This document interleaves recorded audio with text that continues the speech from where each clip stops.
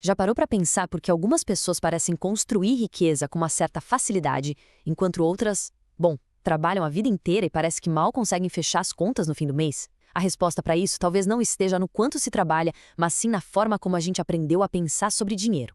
E hoje nós vamos mergulhar nas lições de um livro que basicamente virou essa lógica de cabeça para baixo, Pai Rico, Pai Pobre, de Robert Kiyosaki. Para a gente entender de verdade o que está por trás do sucesso gigantesco desse livro, a gente vai explorar 5 ideias centrais. Primeiro, as 2 mentalidades financeiras que nos definem. Depois, a regra de ouro para construir riqueza.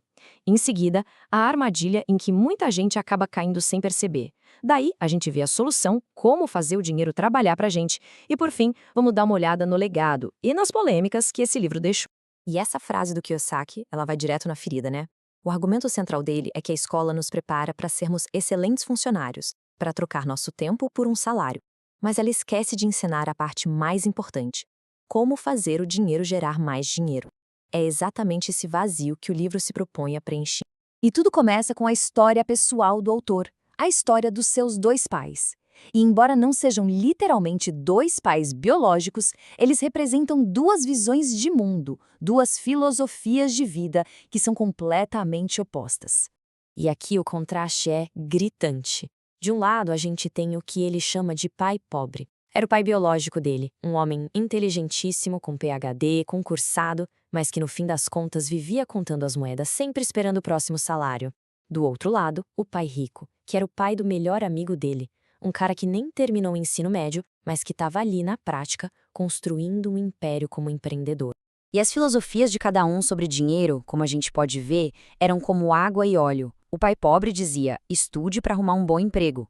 O pai rico: estude para poder comprar uma empresa. O pai pobre via a casa própria como o maior patrimônio da família. Já o pai rico, de forma bem polêmica, dizia que a casa era um passivo, uma dívida. Um pregava a segurança, o outro a liberdade. E essa frase aqui do pai rico é a chave para entender a mentalidade dele. Estar quebrado, sem grana, é uma situação passageira. Acontece. Agora, ser pobre, para ele, era um estado de espírito, uma forma de pensar que te aprisiona para sempre. A riqueza, na visão dele, começa primeiro na cabeça, muito antes de chegar na conta bancária. E essa diferença toda de mentalidade nos leva direto para a lição talvez mais famosa do livro todo. A regra número 1 para quem quer construir riqueza de verdade. Parece pergunta de prova, né? Simples. Mas o livro argumenta que a grande maioria das pessoas simplesmente não sabe a resposta correta para isso. E essa confusão, segundo Kiyosaki, é a principal causa dos nossos problemas financeiros. E a genialidade do Kiyosaki foi simplificar tudo. Ele ignora aquelas definições complicadas da contabilidade e resume a uma única pergunta, baseada no fluxo de caixa. Essa coisa, põe dinheiro no meu bolso ou tira dinheiro do meu bolso? É simples. Ativo gera renda, passivo gera despesa. Fim de papo. E esse diagrama aqui deixa tudo cristalino. À esquerda, o fluxo de caixa positivo. Um ativo, como um imóvel alugado, joga dinheiro para dentro, na sua coluna de renda.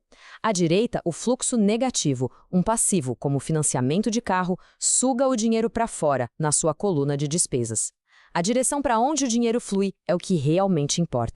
Ok, se a regra é tão simples assim, por que tanta gente patina? Porque a vida financeira de muitos não sai do lugar. O livro usa uma metáfora perfeita para isso. A pessoa está presa na corrida dos ratos. E esse ciclo é muito familiar para a maioria de nós. A pessoa consegue um emprego, ganha um aumento, a renda sobe. E o que acontece? As despesas sobem junto. Para bancar esse novo estilo de vida, ela compra passivos, financia um carro melhor, faz mais dívida no cartão e, de repente, percebe que precisa trabalhar ainda mais só para pagar por tudo isso. Ganhar mais dinheiro não resolve, só faz a rodinha do hamster girar mais rápido. E essa imagem é um raio-x financeiro de quem está nessa corrida. O salário entra por cima, mas ele mal esquenta no bolso e já é drenado para pagar as despesas e os passivos. A coluna de ativos, que é a que deveria estar crescendo para gerar riqueza, fica lá, esquecida. Enquanto isso, a coluna de passivos, essa, só engorda. E é aqui que mora a grande armadilha. A classe média, muitas vezes, compra passivos, como uma casa maior do que precisa, um carro do ano, achando que está comprando ativos. A pessoa acredita que está construindo patrimônio, mas na prática, ela só está aumentando suas despesas fixas e se acorrentando ainda mais à necessidade de terem um emprego para pagar tudo. Certo, então qual é a saída dessa corrida? Existe uma luz no fim do túnel? Segundo o livro, com certeza. E a solução é uma mudança de foco total, que consiste em colocar o dinheiro para realmente trabalhar. A virada de chave é essa. O objetivo de vida não é mais só trabalhar por um salário para pagar contas. O objetivo passa a ser usar parte desse salário, todo mês, para comprar ou construir ativos. Ou seja, comprar coisas que geram mais dinheiro, mesmo quando a pessoa não está trabalhando ativamente. E agora, olha só a diferença desse fluxo de caixa. Aqui, a estrela do show é a coluna de ativos. Ela é tão grande que a renda que ela gera já é suficiente para pagar todas as despesas. E o mais importante, o que sobra é usado para comprar mais ativos. Vira um ciclo virtuoso. Os ativos crescem, a renda cresce e a riqueza acelera de forma exponencial. Mas, na prática, o que são esses ativos? O livro dá alguns exemplos bem claros. Podem ser negócios que funcionam sem que o dono precise estar lá o tempo todo. Podem ser ações de empresas, títulos, imóveis que geram renda de aluguel, ou até royalties de propriedade intelectual, como um livro ou uma música. São coisas que geram renda passiva, o que o livro chama de o verdadeiro caminho para a liberdade financeira. Agora, o livro foi um fenômeno, mudou a vida de muita gente, mas ele não é perfeito. E é muito importante a gente falar sobre o legado dele de forma equilibrada, olhando tanto o impacto positivo quanto as controvérsias e as críticas que ele recebe até hoje. É até difícil de imaginar hoje, mas quando ele foi lançado, as ideias eram consideradas radicais. Falar que sua casa não é um ativo soava como uma heresia. As editoras rejeitaram o livro. O grande mérito dele foi ter iniciado uma conversa sobre dinheiro de um jeito que todo mundo podia entender. Mas ele também tem pontos fracos. Uma crítica comum é a simplificação exagerada. Aquela definição de ativo e passivo, embora genial, não é completa do ponto de vista técnico. Outra crítica é que alguns conselhos são bem arriscados, como o incentivo a usar dívidas para investir, o que pode ser um desastre para quem não tem muito conhecimento. E claro, sempre existe o debate se a história do pai rico é real ou se foi uma criação do autor. Mas apesar das polêmicas, se a gente tivesse que destilar tudo em 3 lições essenciais, seriam estas.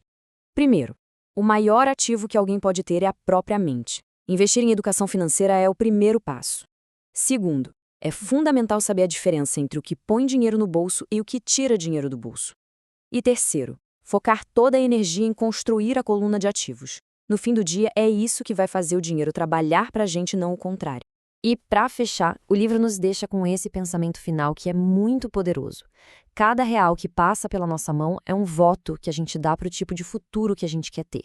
A questão que fica no ar é: esse real está sendo usado para construir um futuro de mais liberdade ou um futuro de mais dependência? A decisão, segundo Kiyosaki, está em cada uma dessas pequenas escolhas do dia a dia.